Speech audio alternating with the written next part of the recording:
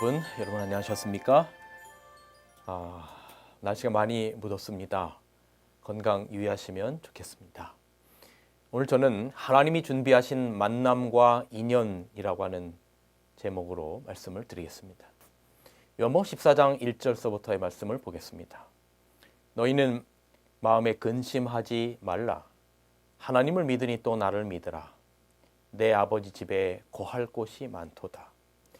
그렇지 않으면 너희에게 일렀으리라. 내가 너희를 위하여 처소를 예비하러 가노니 가서 너희를 위하여 처소를 예비하면 내가 다시 와서 너희를 내게로 영접하여 나 있는 곳에 너희도 있게 하리라.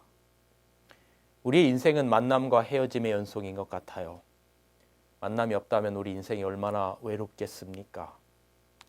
외롭고 힘겨운 우리네 인생길에 함께 동행하고 동거동락하며 외롭지 않게 하는 우리의 크고 작은 만남, 그것은 귀한 축복이며 선물이라고 생각합니다. 부모를 만나고 친구를 만나고 연인을 만나서 부부가 되고 자식을 만나고 이러한 만남에 대하여 세상은 인연으로 설명을 합니다. 참 좋은 설명입니다. 인연은 한자의 이날 인자와 인연 연자 두 한자어가 합쳐진 것입니다. 여기서 이는 직접적인 원인을 의미하고 연은 간접적이거나 2차적인 원인을 의미합니다. 예를 들어 보겠습니다. 좋은 씨를 뿌려서 풍성한 열매가 맺혔다고 생각해 보겠습니다. 여기서 좋은 씨는 인, 즉 직접적인 원인이고 가장 중요합니다. 그러나 좋은 씨 그 자체만으로는 절대 열매를 맺을 수 없습니다. 흙과 햇빛과 물과 공기와 적정한 온도가 있어야 합니다. 이것들을 연 혹은 간접적인 원인이라고 생각합니다. 그래서 씨라고 하는 인과 그리고 흙이나 햇빛이나 물이나 공기나 온도라고 하는 연이 있어야 그래서 열매라고 하는 인연이 생기는 것입니다. 이 인연이라는 말에는 한국인이 가지는 독특한 감성적 정서가 있습니다. 이 인연이라고 하는 말이 영어로 뭐더라라고 생각해 보니까 얼핏 떠오르지가 않아서 찾아보니까 뭐 커넥션, 릴레이션십 이런 단어가 돼 있더라고요. 그런데 커넥션 하면 왠지 뭐 부정청탁 이런 게 생각이 나고 릴레이션십 하면 그냥 상투적인 관계가 떠오르지 우리처럼 인연이라고 하는 감성적 정서는 잘 떠오르지가 않는 것 같아요. 그런데 이 인연에는 두 가지 종류가 있다는 생각이 들어요. 하나는 선연, 즉 좋은 인연입니다. 좋은 씨가 옥토에 떨어져 풍족한 비와 햇빛을 받아서 풍성한 열매를 맺는 것입니다. 좋은 사람을 만나서 좋은 결과를 얻는 것입니다. 우리는 이것을 선연, 좋은 인연이라고 생각할 수 있겠지요. 그런데 만남에 딜레마가 있는데 그것은 악연, 즉 나쁜 인연이라고 있다는 것입니다. 즉 우리의 인연에는 못마땅한 만남이나 마음에 들지 않는 만남도 있다는 것입니다. 좋은 씨가 있습니다. 그런데 돌짝밭이나 가시밭에 떨어져 물도 없이 떼약볕에 그만 말라 죽게 됩니다. 씨는 분명히 좋은 씨앗인데 즉 인은 아주 좋은데 연이 받쳐주지 않는 것입니다. 그래서 나쁜 결과가 생겨났습니다. 이것이 바로 악연입니다. 우리 인생에서 바로 이러한 악연들이 있습니다. 그런데 여러분 우리의 만남, 우리의 인연이 이것이 선연인지 악연인지 처음에는 잘 알 수가 없어요. 여러분 우리가 낚시를 한다고 할 때에 제일 중요한 게 뭔지 아세요? 잡으려는 어종이 좋아하는 미끼가 뭔지를 알아야 합니다. 그래서 그 미끼를 사용해서 고기를 잡아요. 근데 고기 입장에서는 그 미끼를 무는 것이 선연이에요? 악연이에요? 네, 당연히 악연도 이런 악연이 없는 겁니다. 자기의 생명을 죽이는 악연이었으니까요. 근데 물고기가 처음에 그 자기가 좋아하는 그 미끼를 보았을 때 야, 이게 웬 떡이냐? 여기 어찌 내가 좋아하는 밥이 있냐라고 덥석 무는 겁니다. 처음에는 그게 선연이라고 생각했겠죠. 근데 갑자기 자기가 맛있다고 생각했던 선연이라고 생각했던 그 미끼가 먹어보니 입에 뭐가 꿰이고 고통 속에서 몸부림치다가 물 위로 올라가서 뭐 회가 되든 찜이 되든 튀김이 되든 하는 거죠. 물고기 입장에서는 처음에는 선연이라고 생각했는데 알고 보니까 악연이 된 것이죠. 결혼할 때 키도 크고 돈도 있고 잘생기기도 해서 웬 떡이냐 하고 물어서 결혼해 보니까 선연이라고 생각해서 결혼해 보니까 뭐 그런 남자는 유부남이라도 다른 여자들이 잘 가만히 안 둬요. 그래서 악연이 되기도 하지요. 아버지가 하도 강하고 추진력이 강하고 해서 때로는 집안에 따뜻함이 없고 독재적인 분위기가 강해서 나는 커서 부드럽고 배려심이 많은 남자 만나야지라고 생각하고 이제 그런 남자를 만났어요. 근데 결혼해서 살다 보니까 세상에 얼마나 우유부단하고 왜 이리 무능력하고 경제력도 꽝인지 처음에는 좋은 줄 알았는데 살다 보니까 악연이 되는 거죠. 그러면 악연은 어떻게 해야 합니까? 악연은 무조건 버리거나 포기해야 합니까?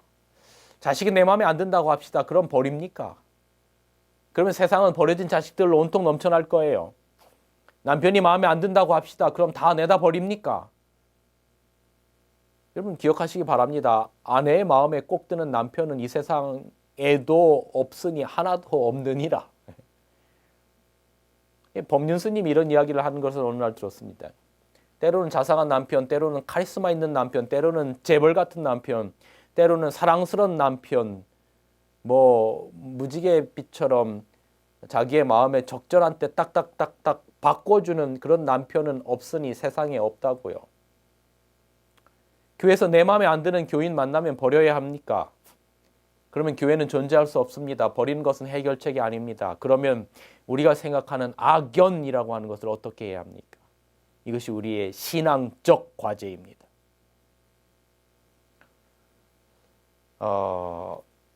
하나님의 말씀은 바로 이 문제에 대하여 여러 곳에서 우리에게 동일한 교훈을 주고 있습니다. 우선 성경에 인연이라고 하는 단어가 몇 개나 있을까요? 성경에는 인연이라고 하는 단어는 하나도 없어요.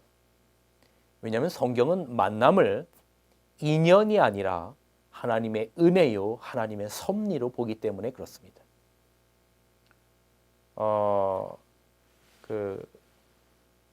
가요 가운데 노사연 씨의 만남이라고 하는 노래가 있죠.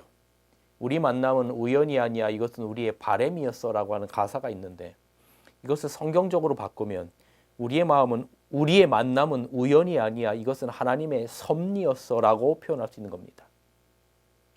모든 만남 속에 하나님의 계획이 있고 뜻이 있다는 것이죠.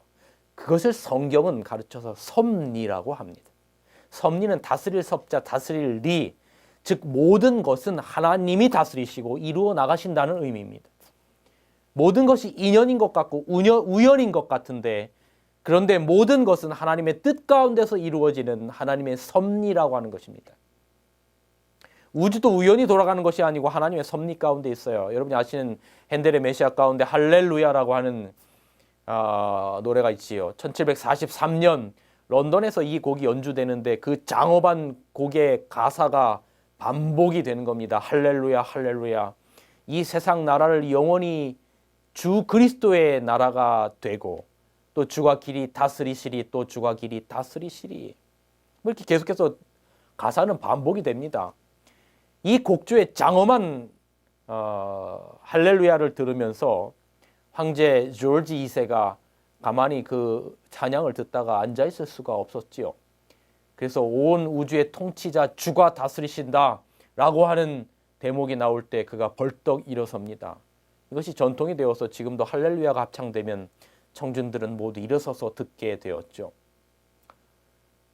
그런데 여러분, 우주만 하나님이 다스리시는 것이 아니라 우리의 출생도 우연이 아니고 하나님의 섭리 가운데 있는 겁니다.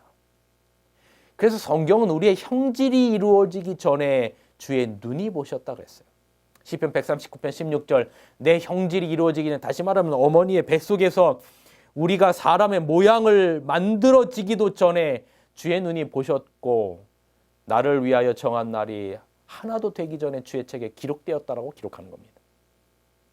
그러니까 이 우주 가운데 이 지구에서 대한민국이라고 하는 좁은 땅덩어리, 거기서 여러분이 살고 있는 그 어떤 지역, 여러분이 다니고 있는 그 어떤 작은 교회, 바로 그곳에서 이 수천 년의 시간의 흐름 가운데 우리가 만나는 그 만남, 세상에서는 인연, 성경에서는 하나님의 섭리, 여러분 이것은 엄청난 일인 것입니다. 우연이 아니라 하나님의 섭리라고 하는 것입니다. 확률적으로는 불가능한 일일 겁니다.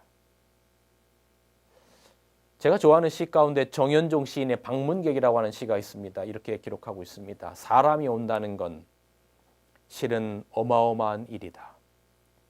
그는 그의 과거와 현재와 그리고 그의 미래가 함께 오기 때문이다. 한 사람의 일생이 오기 때문이다. 부서지기 쉬운, 그래서 부서지기도 했을 마음이 오는 것이다. 그래서 섭리라는 눈으로 본다면 악연도 하나님의 섭리일 수 있다는 겁니다. 왜냐하면 그 악연조차도 하나님이 허락하신 것이기 때문입니다. 우리가 살아가면서 범하는 큰 실수 중에 하나는 악연이 왔을 때 그 악연을 즉시 끊으려 한다는 것입니다. 하나님이 주신 만남은 내 마음에 안 든다고 함부로 끊는 것이 아닙니다. 악연도 하나님께서 허락하신 것이라면, 그렇다면 악연을 어떻게 풀어가는가 하는 것이 우리의 신앙적인 과제인 것입니다. 누가복음 12장에 여러분이 잘 아는 이야기가 있습니다. 바로 선한 사마리아인의 비유입니다. 이 비유는 악연을 어떻게 선연으로 풀어가는가를 가르쳐주고 있습니다. 본문에는 사마리아인과 강도 만난 유대인이 등장합니다. 유대인과 사마리아 사람들은 원래 한 민족으로 한솥밥을 먹고 사는 사람들이었습니다.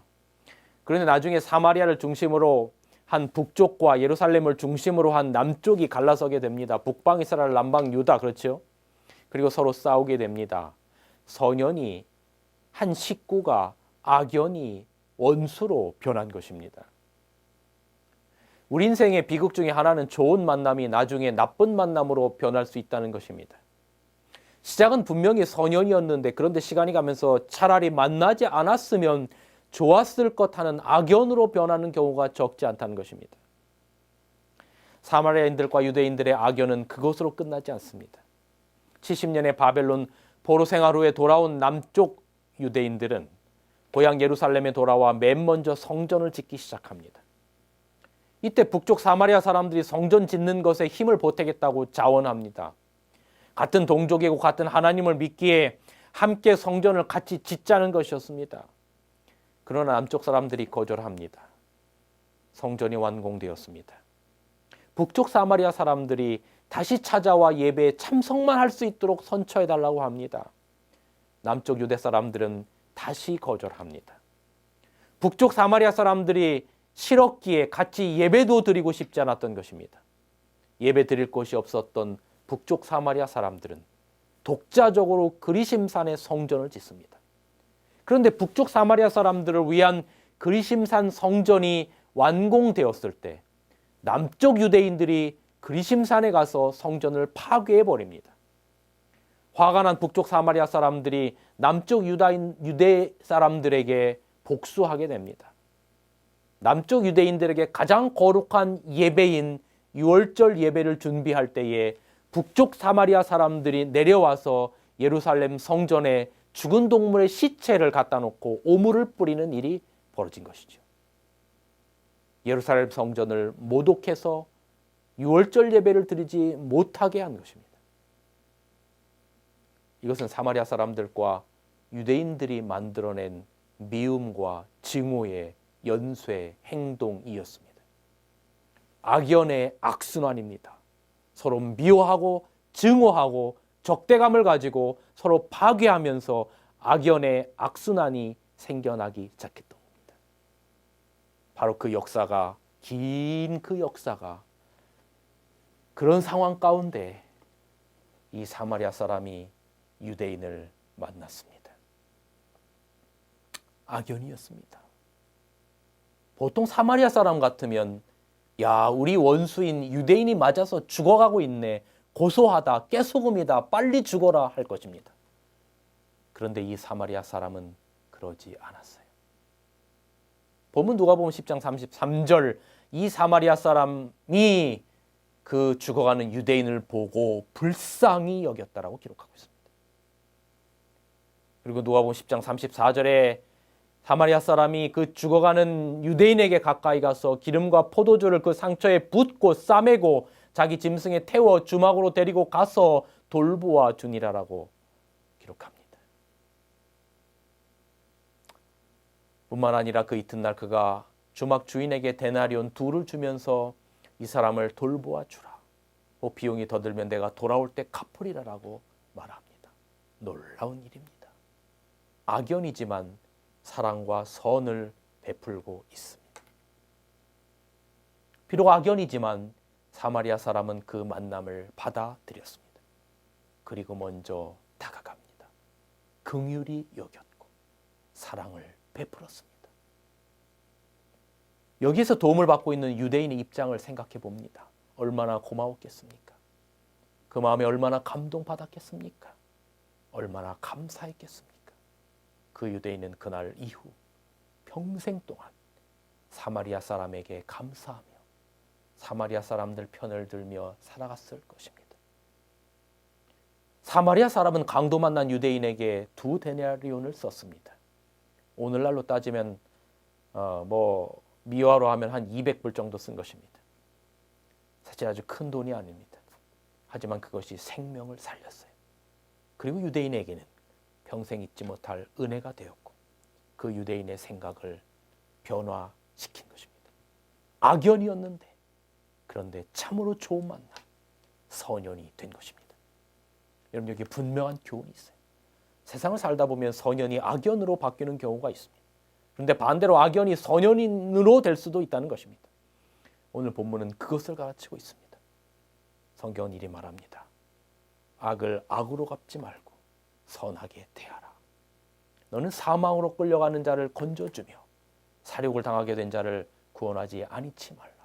내가 말하기를 나는 그것을 알지 못하였노라 할지라도 마음을 좋은 줄 아시는 이가 어찌 통찰하지 못하시겠으며 내 영혼을 지키시는 이가 어찌 알지 못하시겠느냐. 그가 각 사람의 행위대로 보응하시리라. 서두에 말씀드린 것처럼 우리의 만남이, 우리의 인연이 얼마나 귀합니까? 이 좋은 인연과 만남을 우리는 계속해서 지켜가야 합니다.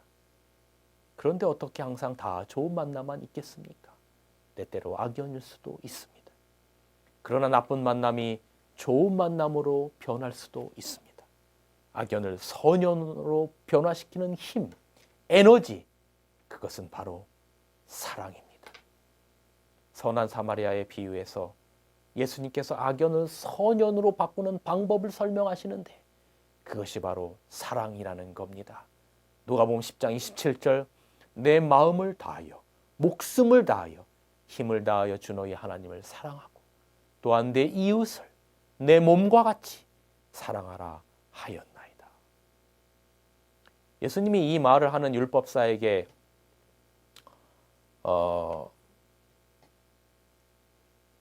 말하기를, 사실은 율법사가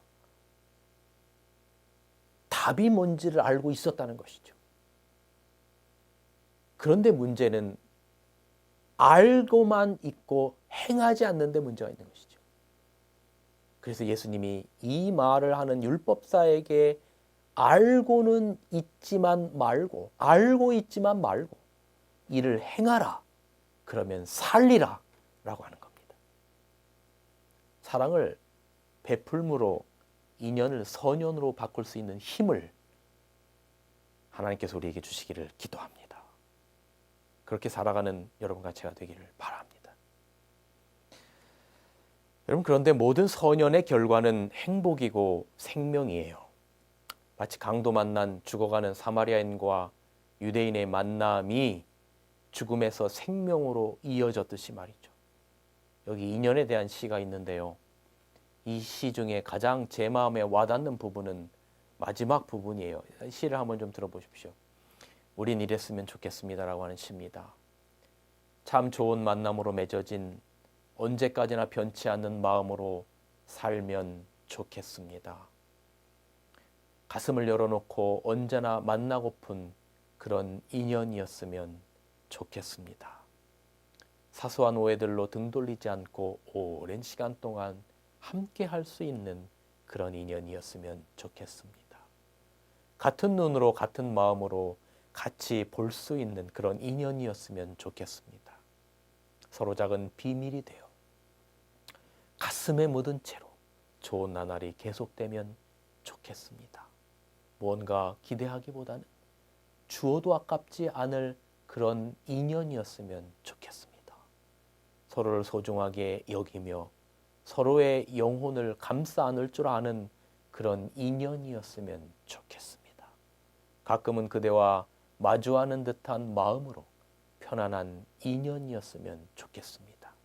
그리고 먼 훗날, 그것이 아주 먼 훗날, 그것이 희망이고 생명이었음을 좋은 인연으로 끝까지 함께하면 좋겠습니다. 여러분, 좋은 만남, 좋은 인연은 희망이고 생명이라는 겁니다. 여러분, 왜 죽음이 고통스러운지 아세요? 그 죽음의 상태는 사실 별거 아니에요. 그냥 잠자는 것과 같아요. 의식이 없는 상태로 돌아가는 게 죽음인데, 그 죽음이 고통스러운 이유는 사랑하는 사람을 잃은 사람이 그토록 고통스러워하는 이유는 그 죽음이 우리의 인연을 다 끊어가기 때문에 그래요.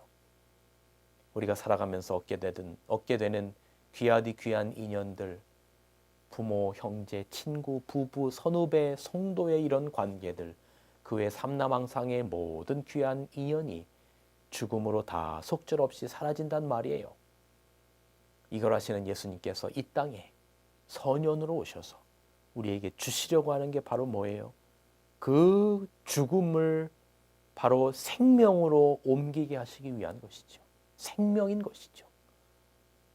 내가 하늘로서 내려온 것은 내 뜻을 행하려 함이 아니요 나를 보내신 이의 뜻을 행하려 함이라. 나를 보내신 이의 뜻은 내게 주신 자 중에 내가 하나도 잃어버리지 아니하고 마지막에 다시 살리는 이것이니라. 내 아버지의 뜻은 아들을 보고 믿는 자마다 영생을 얻는 이것이니 마지막 날에 내가 이를 다시 살리리라 하시니라. 여러분, 우리 인생의 가장 아름다운 선연은 예수님과의 만남입니다. 우리는 인생 여정길에 예수님을 만났습니다. 예수님께서 여러 통로를 통해서 우리에게 다가오신 겁니다. 내가 너를 보배롭고 존귀하게 여기고 너를 사랑하였은즉 내가 사람들을 주어 너를 바꾸며 백성들로 내 생명을 대신하리니. 이사야의 말씀에 하나님께서 사람들을 보내서 여러분이 하나님을 만나게 하신 겁니다. 가만 생각해 보세요. 여러분이 하나님의 자녀가 될 수 있도록 인도한 사람이 분명 있을 겁니다. 이것이 인연이고 이것이 섭리입니다. 하나님께서 여러분을 믿음 안에서 생명 안에서 만나시기 위해서 이 땅에 오신 겁니다. 그리고 마구간에 누우셨고 33년 반의 삶을 사시다가 십자가에 달려 돌아가신 겁니다. 이것이 가장 귀한 만남이고 가장 귀한 사랑이고 가장 귀한 인연이고 가장 귀한 섭리입니다. 그 인연은 결국은 생명이고 향기인 것이죠. 이 귀한 만남, 즉 선연의 극치가 바로 예수님께서 재림하시는 날이 될 것입니다. 주님 다시 오시겠다고 약속하셨습니다. 너희는 마음에 근심하지 말라. 하나님을 믿으니 또 나를 믿으라. 내 아버지 집에는 거할 곳이 많도다. 그렇지 않으면 너희에게 일렀으리라. 내가 너희를 위하여 처소를 예비하러 가노니 가서 너희를 위하여 처소를 예비하며 내가 다시 와서 너희를 내게로 영접하여 나 있는 곳에 너희도 있게 하리라. 그러니까 예수님과의 만남은 정말 세상에서 가질 수 있는 가장 좋은 인연이고 그래서 그것이 희망이고 생명인 겁니다. 진리의 불 가족 여러분, 하나님이 주신 만남과 인연, 어쩌면 말씀을 통해서 우리가 함께 이렇게 만나는 인연, 이거는 정말로 하나님께서 연결하신 대단히 귀한 섭리라고 생각이 되는 것입니다. 이 만남과 인연을 잘 가꾸어 나가고 믿음 안에서 좋은 열매 맺으며 악연을 선연으로 바꾸기 위해서 먼저 다가갈 수 있는 우리 그리스도인들로 살아가면 참 좋겠습니다. 정말 그랬으면 좋겠습니다. 같은 눈으로 같은 마음으로 주님 오실 날을 고대하며 진정한 진리의 불 가족으로 살아가시는 우리 모두가 되시기를 바라면서 말씀을 드리겠습니다. 진리횃불 웹사이트에는 이 시대를 위한 하나님의 말씀이 준비되어 있습니다. 다음과 같은 성경 연구 자료를 통해서 하나님을 더 깊이 만나게 되길 간절히 바랍니다.